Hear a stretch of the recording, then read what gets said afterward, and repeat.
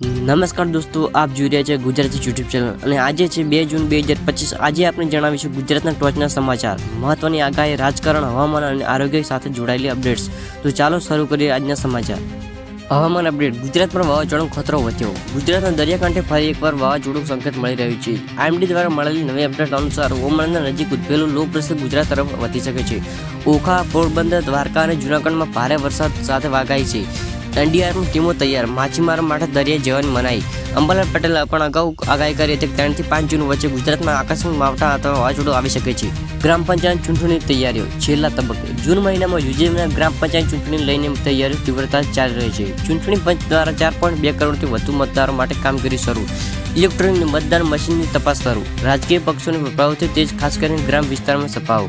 આ ચૂંટણી માટે સુરક્ષા વ્યવસ્થા કડક બનાવાઈ છે। પોલીસ વિભાગે પણ તંત્ર સાથે યોજનાર તૈયારી છે। અમદાવાદમાં ડેન્ગ્યુના કેસમાં વધારો। અમદાવાદ શહેરમાં ડેન્ગ્યુના કેસમાં ઉછાળો આવ્યો છે। અમદાવાદ મ્યુનિસિપલ કોર્પોરેશન મુજબ છેલ્લા 10 દિવસમાં 250થી વધુ કેસ નોંધાયા છે।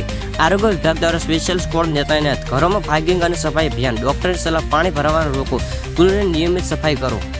જીઆઈડીસીમાં નવા રોકાણની જાહેરાત। ગુજરાત સરકાર દ્વારા આજે જીઆઈડીસીના નવા તબક્કાની જાહેરાત કરવામાં આવી છે। 12,000 કરોડના નવા રોકાણ સાથે 18,000થી વધુ નોકરીઓ સર્જાવાની શક્યતા છે। વડોદરા, ભરૂચ અને કચ્છમાં ખાસ કેન્દ્રો શરૂ થશે। મુખ્યમંત્રી ભૂપેન્દ્ર પટેલ કહ્યું, ગુજરાત નવી ઉદ્યોગ વિસ્તારની દિશામાં આગળ વધી રહ્યું છે। અમદાવાદ એરપોર્ટ પરથી 2 કિંગ્રા સોનું ઝડપાયું। અમદાવાદ ઇન્ટરનેશનલ એરપોર્ટ પર કસ્ટમ વિભાગે ચાલાકી પકડી। દુબઈથી આવેલા મુસાફર પાસેથી 2 કિંગ્રા સોનું કબજે। સોનાના ટુકડા ઇલેક્ટ્રોનિક ગેજેટમાં છુપાવવામાં આવ્યા હતા। કસ્ટમ વિભાગે વધુ તપાસ શરૂ કરી।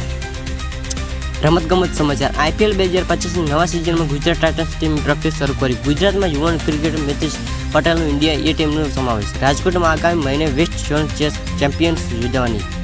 રાષ્ટ્રીય અને આંતરરાષ્ટ્રીય અપડેટ્સ। લોકસભાની કામગીરી ફરીથી શરૂ। સરકારે નવા બિલ રજૂ કર્યા। પેટ્રોલ અને ડીઝલના ભાવમાં ફરી 50 પૈસાનો ઘટાડો।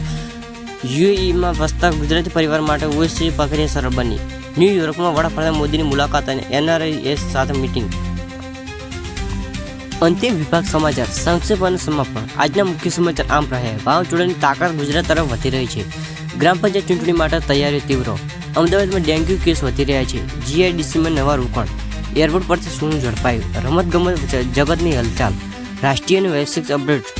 જો મિત્રો તમને આજના સમાચાર પસંદ આવ્યા હોય તો વિડીયોને લાઇક કરો, શેર કરો અને આપણા ચેનલને સબસ્ક્રાઈબ કરવાનું ભૂલતા નહીં। ફરી મળીશું આવતીકાલે નવી અપડેટ સાથે। ત્યાં સુધી સુરક્ષિત રહો, જાગૃત રહો। ધન્યવાદ।